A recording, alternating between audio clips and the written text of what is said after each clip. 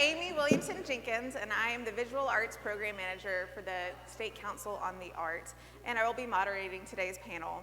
I'm joined by Essie Pettway, Peter Prinz, Jennifer Jankauskas, and Stan Hackney. Essie Bendolph Pettway is the only daughter of Mary Lee Bendolph and Reuben Bendolph and began quilting at the age of 8. Although trained by her mother, Essie developed a distinctive style and was producing accomplished quilts while she was still in her teens. She's worked for many years making uniforms for the armed forces at American Apparel in Selma, Alabama. Her highly practiced sewing skills enable her to tackle complex quilt patterns and introduce subtle optical effects into them. Over the years, she's also created a number of quilts that incorporate camouflage patterns from her day job. If you were at her gallery talk yesterday, you learned that she may have fudged how many of those she made to her son who wanted more. She's also been featured in exhibitions including the Quilts of Gee's Bend, The Architecture of the Quilt, and Mary Lee Bendolph Gee's Bend Quilts and Beyond. Along with her mother and several other quilt makers, she is a founding member of Ye Shall Know the Truth Baptist Church in Gee's Bend. Peter Prinz is the CEO and co-founder of Birmingham Space 111, where he has curated innovative exhibitions and built a platform for dialogue around topics of social justice. Since 1986, Space 111 has provided professional opportunities for artists, created a forum for public understanding of contemporary art, and offered arts education to area youth. Jennifer Jankauskas is the curator of art at the Montgomery Museum of Fine Arts. Since 2011, she has curated exhibitions and facilitated experiences that have increased Montgomery's exposure to works created with non-traditional materials, immersive environments, art with contemporary social commentary, and artists of our region. Jankauskas has been instrumental in expanding the MMFA's holdings of contemporary art. Prior to joining the MMFA, Jankauskas curated expansive thematic group presentations and solo exhibitions, along with organizing panel discussions, symposia, and a series of film and video programs while working at various institutions, including the Art Institute of Chicago, Illinois, the American Federation of Arts in New York, Art Pace in San Antonio, Texas, and the John Michael Coher Art Center in Sheboygan, Wisconsin. Is that Wisconsin? Jankauskas has contributed essays to various museum publications and written criticism and reviews for online and print journals, including Glass Tire and Art Lies.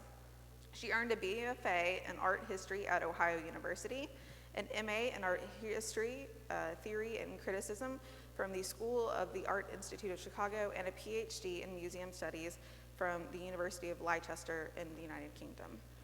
And lastly, we have Stan Hackney, who is a curator of contemporary art at the Mobile Museum of Art, where he has worked for 6 years.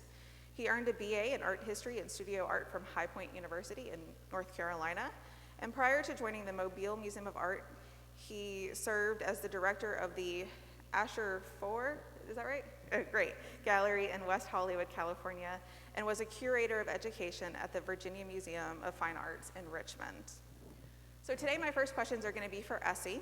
Essie, would you please tell us a little bit about your work and your inspirations and influences? Good evening. Is it evening or still morning? This is, it's not. There we go. Hi to everyone. My name is Essie Pettway, and I thank everybody for coming out to be here with us to talk about some quilts.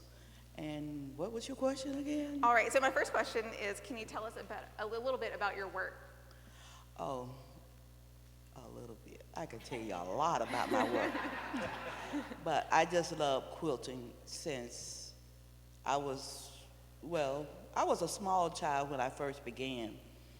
But I didn't start till at the age of 8 trying to learn how to quilt, because when I first started learning how to quilt, my mom had me on the edge of the quilt just to learn how. And my stitches was real long, and my brothers always tell my mom, don't let that girl get on that quilt, put no long stitches in there and our toes get hung up. I said, okay, one day I'm gonna grow up. And so finally, one day I did grow up. And I began making my quilts. My stitches got a little smaller. And then I just started making my own design, but didn't realize that most of my designs was coming from my parents and my grandparents, their work, and the people that was surrounding me. But then as I was working at American Apparel as my traveling home in the afternoon, I just see God's creation and I see how beautiful it is. And you get patterns from just looking at the world around you. People and their behavior and their actions. But I just love the trees and the sky. You got different colors. Every evening, there was a different color that captured my eye. And I said, wow, I'm gonna go home and make a quilt, a block.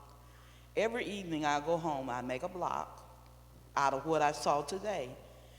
Because at work, I work at American Apparel. I worked at American Apparel.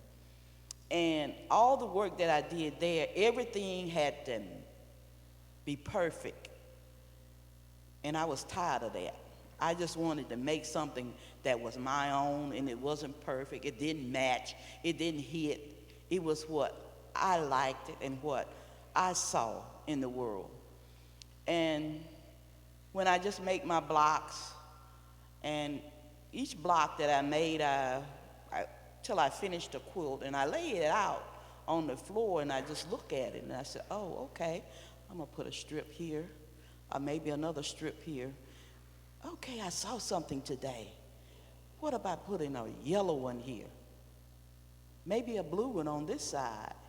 But each day I just put something else at the end of the block. And when I finish out the quilt, it was okay, this is what I wanted. It was beautiful to me. I made it for my peace of mind. I think about my grandma. And I often look at her when we go to her house on Saturdays to visit. And she'd be there at the sewing machine. She was in her early stage of dementia. But that's the only thing that gave her peace of mind. And I thought about what she said. She said, peace of mind. A lot of times we need something to get us from the hustle and bustle of this world and have some relaxing stage, a place where we can escape to. And so this was my place to escape in my quilts. And I made military quilts, but out of the material that my boss gave me to use, because a lot of times I didn't have any material, and I was just using old clothes, my children old clothes after they grew out of them. And people gave me old clothes that children didn't like, hand-me-downs. And so I just took them and just used every part of that I can use of those old clothes. Like the back parts of the pants where the pockets be set and you're gonna have a discoloration on it. Sometimes I didn't take the pockets off. I just left the pockets on. I have a quilt now. My brother said, okay, you're gonna make a quilt so somebody could put their cell phone in at night and talk on the phone. I said, well, they won't have to reach too far. It's in the bed with them. But I was just leaving it on there just because I didn't want to take the pocket off, and it might have ripped it because the material was already old and I didn't want to finish messing up anything. But when I finished it, I looked at it and I said, wow. That was the first quilt my husband and I slept up under, and he didn't want to take it off the bed. I said, this quilt is not to be on the bed. Might have to sell this quilt. But we kept it on the bed because it was enough room. So when he pulled it toward him and didn't leave me in it, I had a little bit, but then we just were playing tug of war with it because, when it get a little cold, you need something to keep warm with. And my son, he was in the service, and he got out because he was kind of sick. You know, when Uncle Sam get through with you, they need to do some help for our children. Because the military people have a hard time. And I didn't know that this was happening to him until way, and it was hurting me because it was hard. And so when I made the quilts out of the material that my boss man gave me, and he had went back to the service that year, and one of his captains wanted to buy the quilt. He said, no way, my mama gave me this quilt and you cannot have it. I've been giving away quilts. I didn't know that these things were gonna get expensive later on down the road, that I could be able to sell all of this. My daughter, she had about 10 of my older quilts, and I tried to get those quilts back, but she will not give them back to me. I said, listen, you can have the newer maker quilts that are bigger than the ones you have now. She said, no, these are worth a lot of money. I'm gonna keep this. And I said, okay, fine. My brother had 2 of my quilts. My younger brother, I have 7 brothers. I'm the only girl out of 7 boys. And I'm smack in the middle because one of my brothers passed on when he was 4. And he was the youngest one. His name was McDuffie, and I named my son after him because he had meningitis, and people didn't have many cures for those type of disease in those days. So anyway, my younger brother had 2, one when he was married, one when he graduated from college. My older brother had 1. All of my brothers have some of my quilts. And I started giving away quilts when people come in from Connecticut, Detroit, California, just giving something to them to take back. I didn't know that these things were going to be expensive.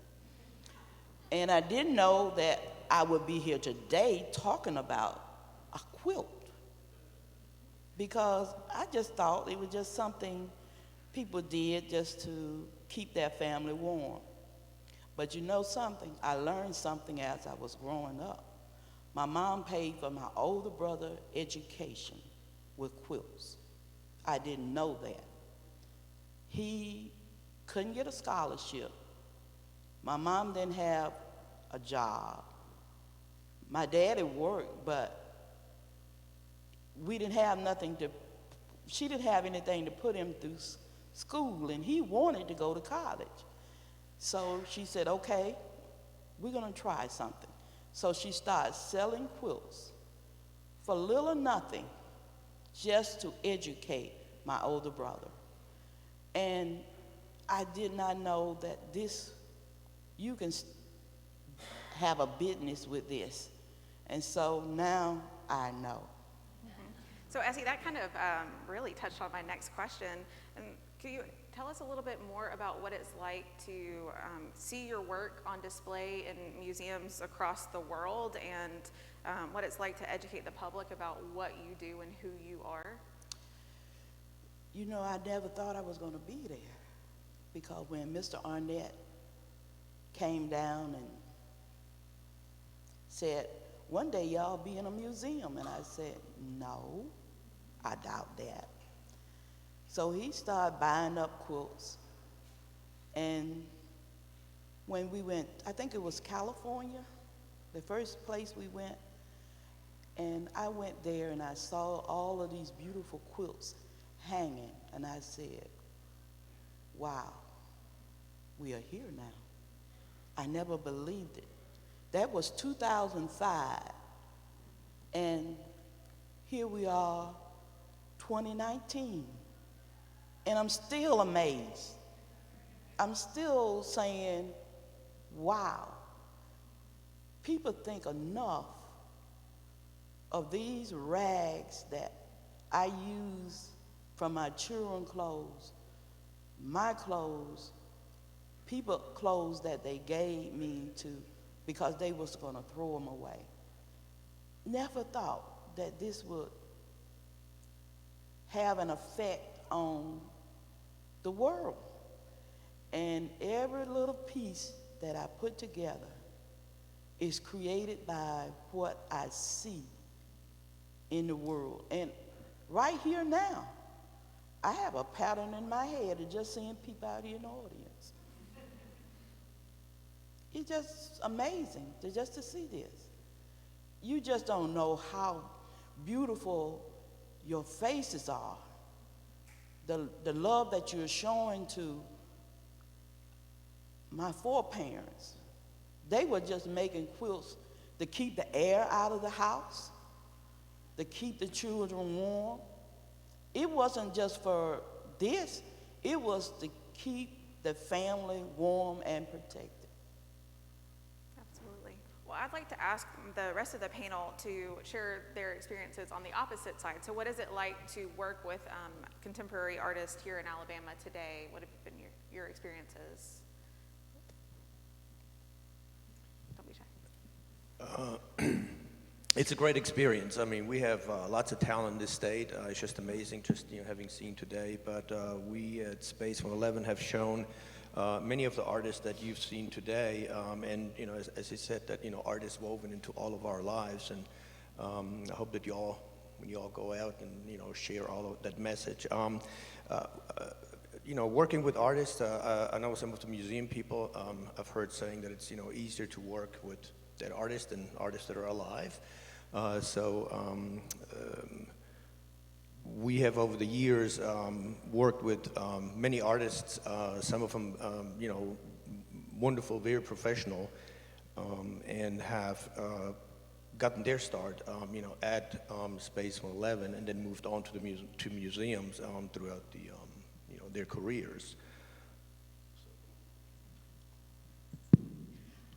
Well, you just touched on something interesting that we joke about here at the museum all the time, and that I'm a contemporary curator, and my colleague, Margaret Lynn, who you've all had the pleasure of hearing speak yesterday, really is an Americanist, and dealing with what she says is she's the dead artist curator, and I get all the live ones. And sometimes there's a little crossover between who we work with, but for the most part, that's true. And for me, that's the best part of my job, is working with live artists, working with people who I can exchange ideas with and hear what drives them to make their art. And something you just said, Essie, really struck with me, in that you said that you were making art for you.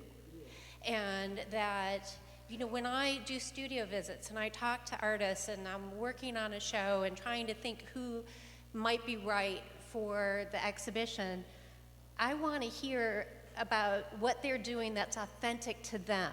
Because if it resonates with them and they're doing it for something that's really pure and about who they are, it comes through in the work. And I think that that's what viewers then respond to. And so, that to me is what's so fascinating about working with contemporary artists. And to your point, Amy, working with Alabama artists, I will say that, I worked on a show a couple of years ago, and there may be some slides here, I'm not sure what you selected, called Uncommon Territory, and it was to kick off the bicentennial with contemporary artists. And I had the opportunity to do 100 studio visits with artists from around the state. And what I found was, which is actually what I absolutely expected, was that artists in Alabama are creating work that is as exciting as artists creating work anywhere else. There's not necessarily anything that some artists are dealing with Alabama-specific issues, but many are dealing with issues that are what artists are dealing with everywhere. And so, it's hard for me to think about Alabama art in a very specific way, because I think it's just art. And it's on par with everything I'm seeing anywhere else.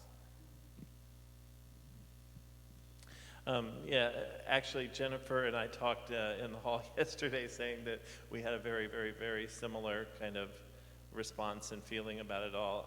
First of all, I think I have the greatest job in the world, because what I get to do as the curator of contemporary and regional art, I get to travel all over and have the pleasure of meeting people like Essie and having conversations and finding out about their work, about their process, about their thoughts, as Jennifer said, like what is it all about, for them.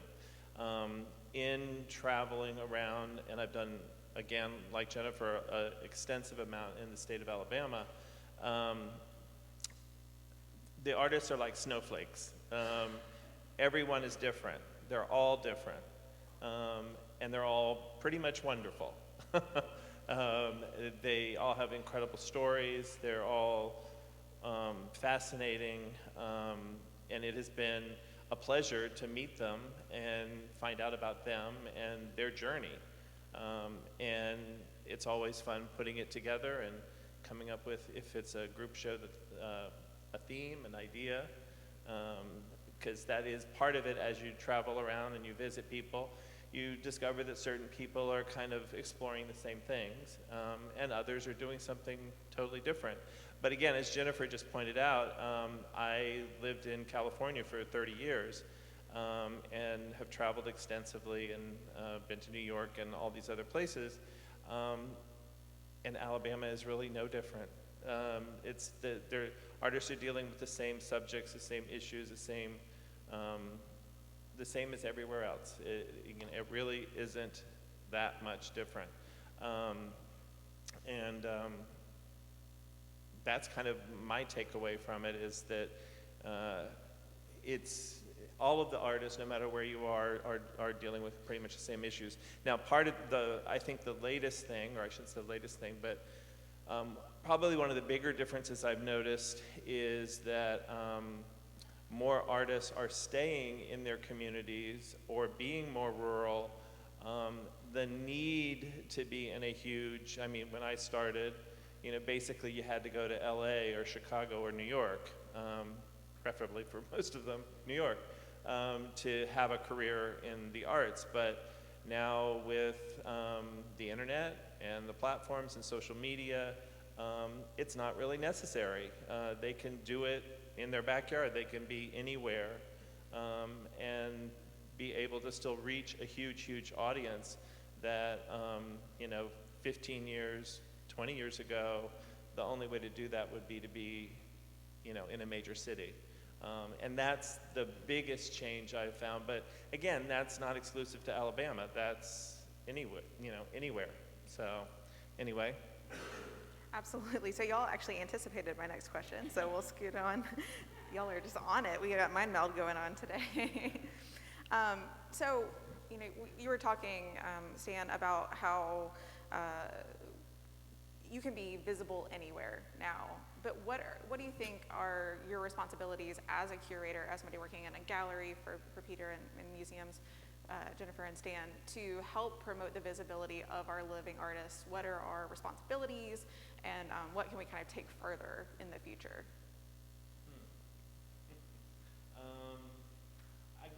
I guess the responsibility is to explore and just find all those stories and try to show those stories to the general public. As was talked about earlier today, art is about community, it's about self, it's, there are lots of things. So the hope that we succeed, in showing what's going on. It's often hard in some political situations, but we're trying to put a mirror on society, or I think a lot of artists. I shouldn't say all artists, because that's not, some artists are really dealing with material and process, and not necessarily, some big, lofty political idea. But our hope is that we can give that reflection of society and of everyone. I guess that's our hope. Whether or not we're doing it or not, or achieving it, that's remains to be seen. But I think that's our goal, our hope. I would pretty much agree with everything you just said. Makes my answer a lot easier. But I guess to add to that, as a curator, my favorite thing to do is to come up with thematic ideas and explore how different artists are approaching some of the same ideas and issues in very different ways. And while I love to work one-on-one with artists and do solo presentations too, I think it's the thematic exhibitions that not only are a platform for the individual artist, but kind of help flesh out a narrative that again can reflect, you know, different issues, and it's that mirror to society and what's going on in our communities. But it's a new way often for sometimes artists to even see their own work. And I think that that's kind of our role as a curator to, you know, show the audience new ways of thinking about things, that the artist is giving them this avenue to challenge them, to see something beautiful in a new way, to think about different things. You know, Essie said something else that was really interesting a few moments ago to me that really resonated, in that, you know, she talked about the way that quilts for her became sort of a respite, a place that was, you know, where she could go. And I think that museums can do that too. And when we bring together art for our communities, we're providing places that challenge them, make them think, but can also be a place of encouragement or solace. And it's all through the art that we choose to present. And I think that that's our responsibility, to create these places that, you know, are no longer the elitist museums from the past, but are welcoming spaces that people can come into and then leave feeling something.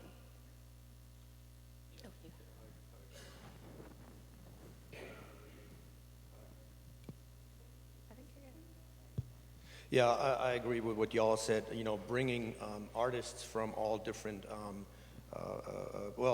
Space 111 from day one, we've always brought artists to Alabama and exhibited with artists from Alabama. And, you know, it also it's interesting how when artists see each other's work and they don't realize that, oh, you know, West Coast or East Coast, you know, we have the same thoughts, we have the same issues we're trying to work out through our art. And in terms of, you know, how do we promote and how do we bring our artists, you know, to the public, we, in our current exhibition titled We Dare Defend Our Rights, the gun show, we have invited groups like Moms Demand Action to come to the gallery to see the work and, you know, bring also their advocacy to a different audience. So this, you know, audience, I guess, you know, cross-fertilization to make the public aware, help the public understand, you know, the importance of artists and their work in our society. So, Peter, I think what's interesting about that, and that Stan, you touched on, and that you said sometimes it's harder for you to do very political things. You have a forum where you can be much more direct and political in the work that you're showing than sometimes we as museums, you know, especially, I think both of us are city-associated museums too, in that, you know, it's sometimes, while we absolutely can deal with social issues, we can't be blatantly political one way or another, you know, and you have an opportunity to do that in a different way. yes, and so the work that we present, you know, also our exhibitions are, you know, always thematic in nature. And, you know, as I always say, we address contemporary issues, whatever that may mean to, you know, any of you all.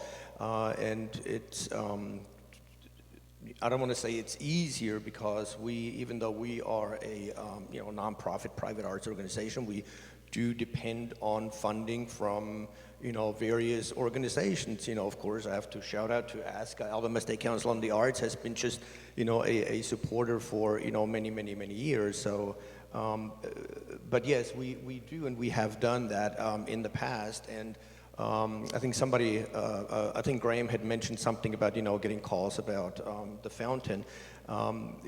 We really haven't had a lot of negative comments about the work that we're showing.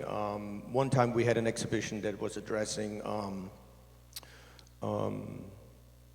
It was Jim Neal. It was during the Iraq War, and he had some oil drums in the windows, and took two AK-47s, pointed them inside, towards the barrel, and somebody had posted a little card, business card, scratched their name out, and wrote on the back like, you drive your car to work, don't you?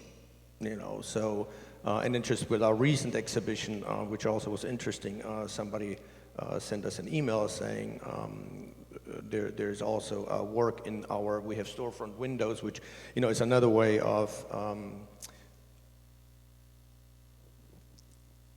helping the public to see art that are not necessarily gallery goers or, are. I'm sorry. You're good. It's funny, it's his birthday today. Just shout out to Janelle for his birthday. Yes, happy birthday, Jim. So you've all touched on the importance of telling these stories, but how specifically have you as a curator used art to tell stories that are relevant to Alabamians who are living today?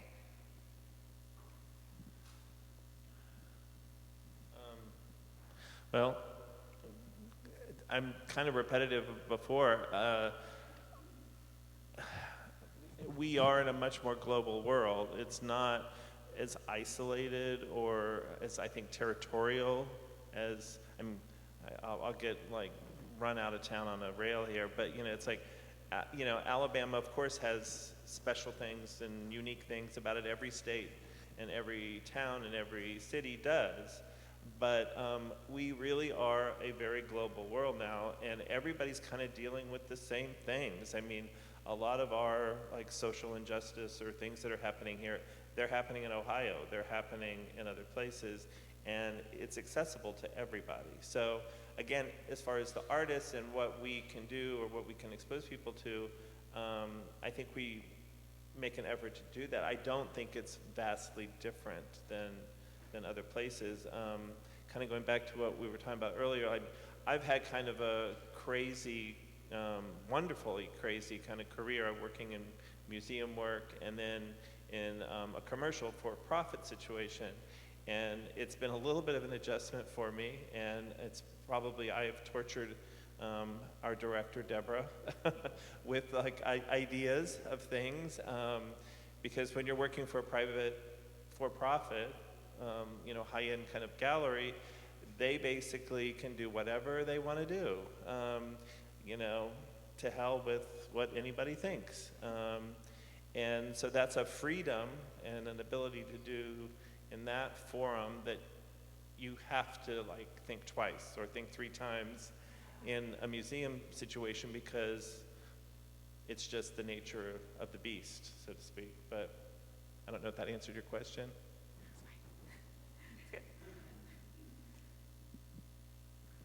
Well, I think, yes, sort of as we've said before, that my belief is that there's exciting, wonderful work being done in Alabama.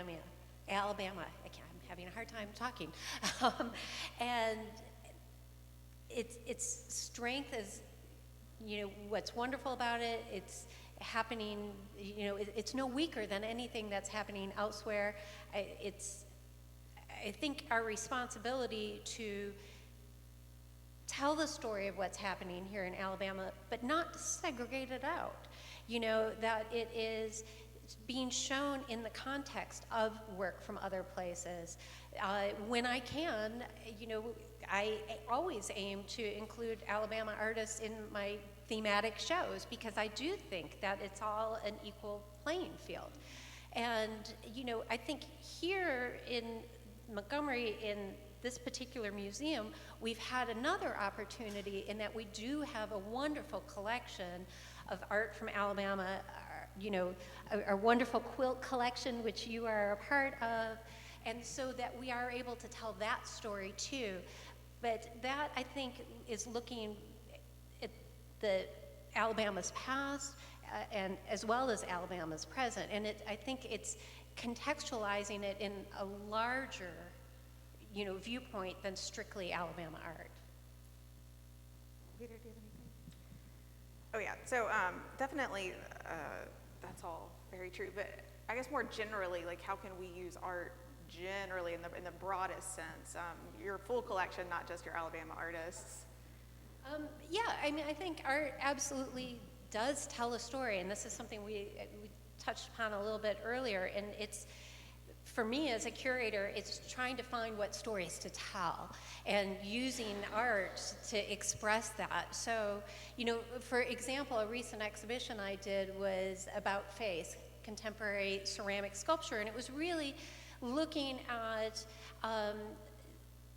precisely American ceramics, starting in the 1950s, and how figurative ceramics has really changed the landscape of how artists were working with clay. And I included some Alabama artists in that story, but it's using art to really show how artists are responding to things in the world, responding to what's happening in the art world, and bringing people in as a way for them to understand what has happened, you know, through this time period, and how ceramics has changed, and how it became a very American, this movement, and you know, how artists were expressing themselves through this media. So that, as an example, is how I like to work, finding sort of a thematic idea and stretching it and moving it in different directions based upon the work that exists, and finding those artists to fill in that story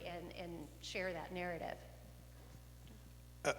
Yeah, it just made me think about an exhibition we did, thematic. It came out of a conversation, I think it was the last election when, we had a woman nominee. So we were thinking, in terms of women and the artwork, what has changed, and, well, what has changed, and if so, what? So our Women with the Work exhibition, thematically, our first exhibition was Women with the Work as activists, and so it was like an issue-driven exhibition that we did. We had, panel discussions around it, and then women were, addressing access to clean water, atrocities of war, which, Beverly Erdrich had an exhibition here that traveled from Space 11 to the Museum of MFA, Montgomery Museum of Fine Art. And again, our current show, the gun show, these issues that I think are, circulated and percolating, and I think artists are sometimes on the forefront of that. And then with Women with Their Work, we also, again, we're asking what has changed, and there's really not much that has changed for women and their representation in both galleries and museums. And I happened to hear an NPR piece where they were talking about how one of the auction houses, women's work was selling still for 41% less than their male counterparts. So, we're trying to bring that to the forefront so that people would, be aware of that, and then hopefully have discussions and, take that, to their circle of influence. Again, our current show, I encourage you all, when you are in Birmingham, please come visit us. It's up until December 27th. We chose the title, We Dare Defend Our Rights, the gun show, because it is the state motto. And so we're saying we dare defend, our rights to show that, so. Just wanted to add one thing. The exhibition that I used as an example about face is another wonderful example about how you just asked how we use our permanent collections, in that the Montgomery Museum does not have a large collection of sculpture that is made from clay. But we were able to borrow lovely pieces from the Mobile Museum, from the Birmingham Museum, from the Jewel Collins Smith Museum. So, we were able to mine other Alabama museums' collections to support what we did here. And it strengthened it so much because there's wonderful pieces in the collections of museums all around the state. And that collaborative willingness of other institutions to all work together is something that's really wonderful here in Alabama too. So just wanted to add that. I hear about that collaboration a lot. It makes us all very, very pleased and proud of our state. So looking to the future a little bit, what are some emerging practices, trends, or other ways about thinking about museums or galleries that you're particularly excited about? Well, this word is like so currently being overused, but empathy and trying to show again society and what's going on, but being interactive, like that people want experiences.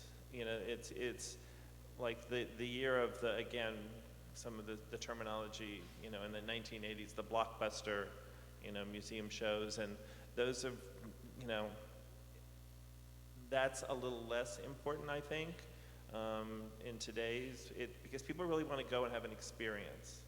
I think people are generally, you know, the museum goers are very, very busy these days. I mean, it's rare to find a household that doesn't have two people working, you know, and dodging children and life and everything else. So if they're going to go to the museum, they want it to really be an experience for them, and they like to be kind of involved in. I think that's why so many of those kind of exhibitions are so popular. So I'm seeing that. I'm also seeing a true love for, and this should be her topic, like photography. I mean, I think photography, we've done quite a few photography shows recently, and people just love it. And I don't know if that's because of our new computer age. You know, I'm an old fart, so, but if it's because of the new computer age and cell phones and, or smartphones, that people are just fascinated by photography and what can be done and new things can be done. So I'm finding photography is a very popular thing these days.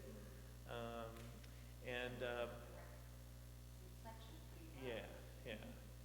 But, and again, talking about exhibitions and different things and thematic, it is kind of wonderful. The kind of backtracking a little bit, I think, oh, there it is, Casey.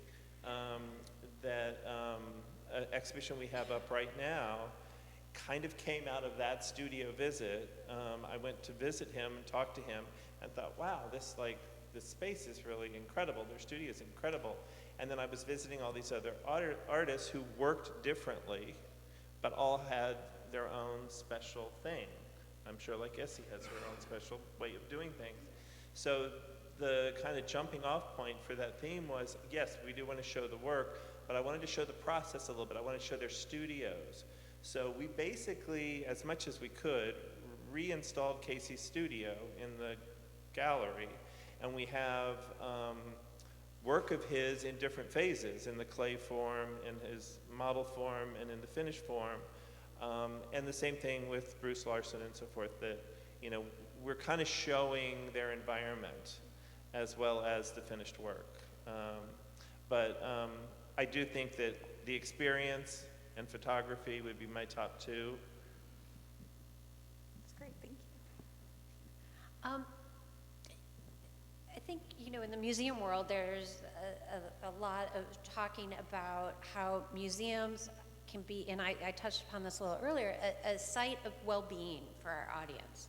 And, you know, I think that's important, and that's something I'm excited about, you know, that people come here to be nourished in some way, that whether, you know, they need a place to come when they're grieving about something, to come when they are trying to kill a few hours and they're bored, that they come because they want to see something that challenges their intellect.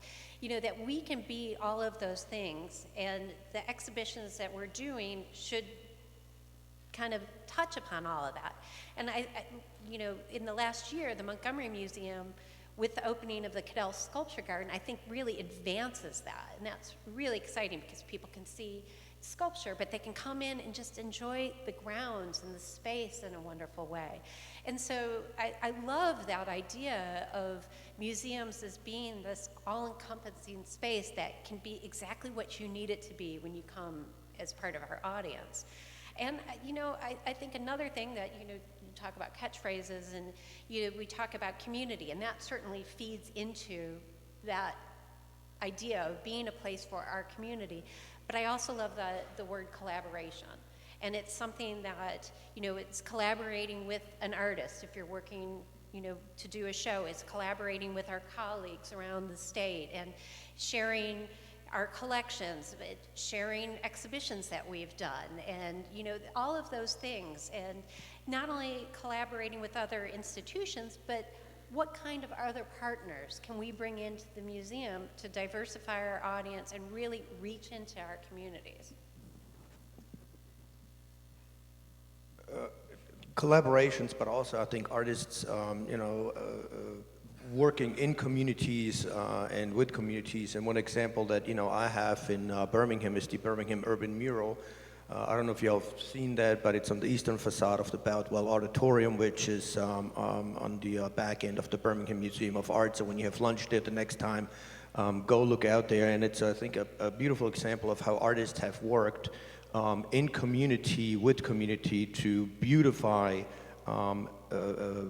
one's community. It was a 5-year project, a 5-year collaboration, and we were able to bring in artists to work with the children in our education program and look at also Alabama's rich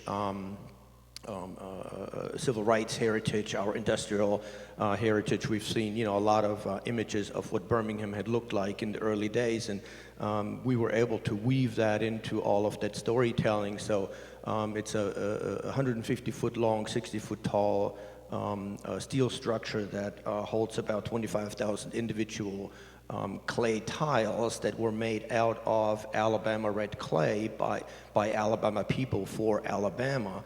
And we had many artists, Birmingham artists and Birmingham's from artists from elsewhere, work with our children in our studio. One of the artists, Jacob Lawrence, had an exhibition at the Birmingham Museum of Art, the Migration Series, and so he was gracious enough to come to Space 11, spend a half a day with the children, and it was just, an incredible experience. And so we saw tiles that had the little, feet next to the railroad track, so children, were able to go to the museum, see the work, and then they recreated that work on those tiles that you see now. Quilt maker Chris Clark was a quilt maker in Birmingham, and so you see little quilt patterns appear on those tiles. So I think that's one of the ways that I think that you work with your community, and then I guess share that wonderful gift of art. Peter, not to put you on the spot, but I'm going to put you on the spot. Can you talk a little bit about being on the cutting edge of some of the fair wages debate and discussion? We're on the cutting edge of the debate. We're not there yet in terms of paying livable wages, so it's one of our, I guess, my soapbox or advocacy that we continue to talk about, that we need to compensate our artists, not only fair wages, but living wages. And, for us as an arts organization, it's a challenge, and, and not to put ASCA on the spot, but, I've heard that there are conversations about, this general operating, which is something that's not, existent. But we have, from day one, paid artist fees to artists to exhibit in our galleries. And 20, 30 years ago, artists, they still, wanted to give us $20 to submit their slides, and we said, no, we pay you, you don't pay us. Creative brain drain. I know I heard that, we have artists now that can, stay in the state and, perhaps make a living. They don't have to go to East Coast, West Coast anymore. And we also pay our artists to teach in our education program. So Again, there are, I think you can go out there, the WAGE is an organization, and then we're also part of the National Performance Network, Visual Artists Network, where we took the conversation, or the artist having to ask for monies out by setting standards to pay artists.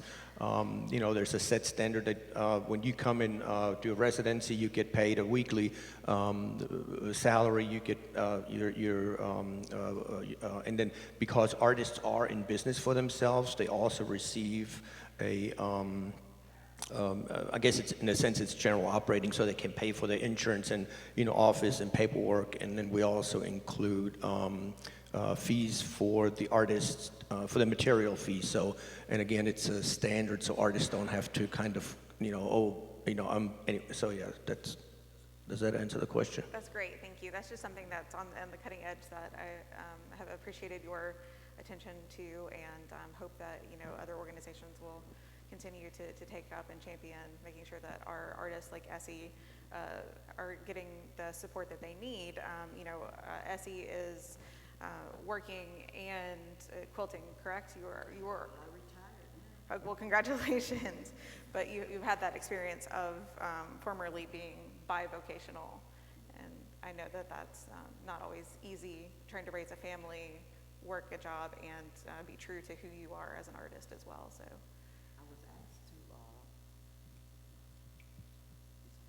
I was asked to come to a school, actually here in Montgomery, on yesterday to have some of the children to do some artwork on quilting. And I told her that I was going to get back to her, and so when I talked to my brother, he said, please get back to her, because that is very educational, because our children are missing out on a lot about artwork. And I didn't realize this much of history was in Montgomery, Selma, and Gee's Bend until I really started dealing with the quilts, the quilters. And it's a lot of history our children is not getting. Absolutely. In regards to some of the emerging practices in museums, how has education and bringing in more educational components helped kind of sway your curatorial practices, if it has?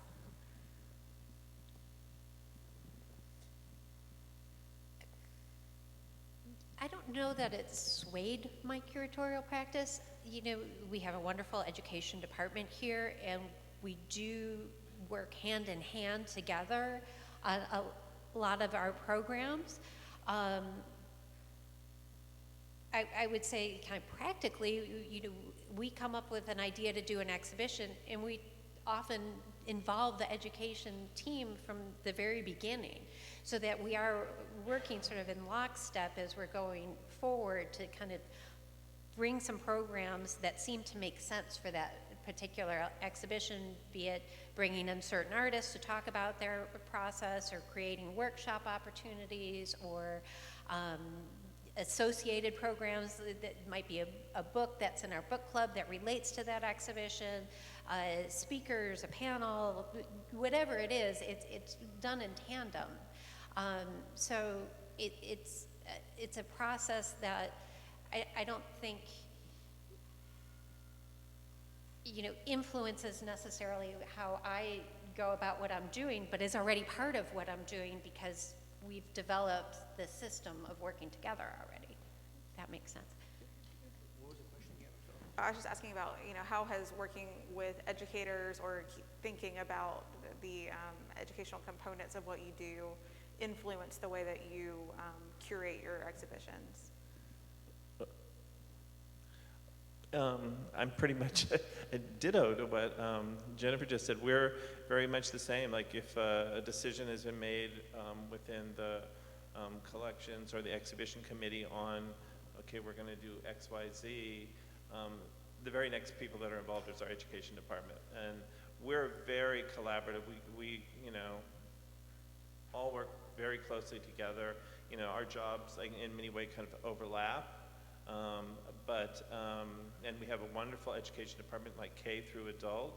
And then even overlapping with the education, we have programs, which are basically educational things, but our education department, as I said, there are classes, and the same thing, we pay artists. We have what's called the museum school, and we pay artists to teach specific classes.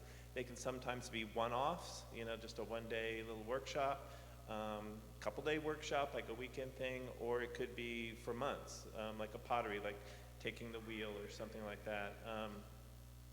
And yeah, so we have a variety of different people we can pull from, and we have a system on our webpage where artists can sign up to be a teacher, and we try to always, revolve and change and try new things. But as Jennifer said, as soon as there's an exhibition thought,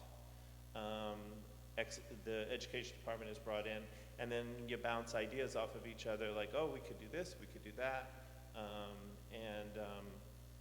So it's very, very, very much a collaborative thing for us. It's not, even though they are different people in different departments, it's so much we're joined at the hip, so.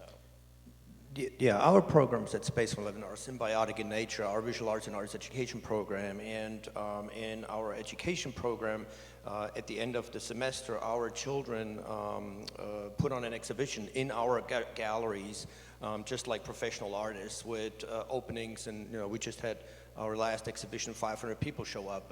It's not that it's separate. I think it's a combination, and one informs the other. And I think from a curatorial standpoint, again, we have our older youth.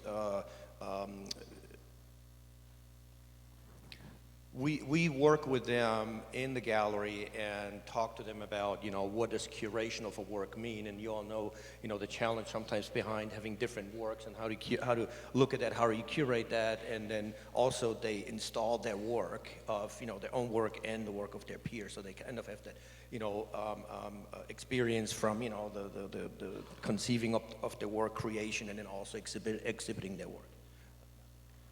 Well, I certainly wouldn't want to keep anybody from lunch, so I'd like to thank my panelists and all of you for attending today. Thank you.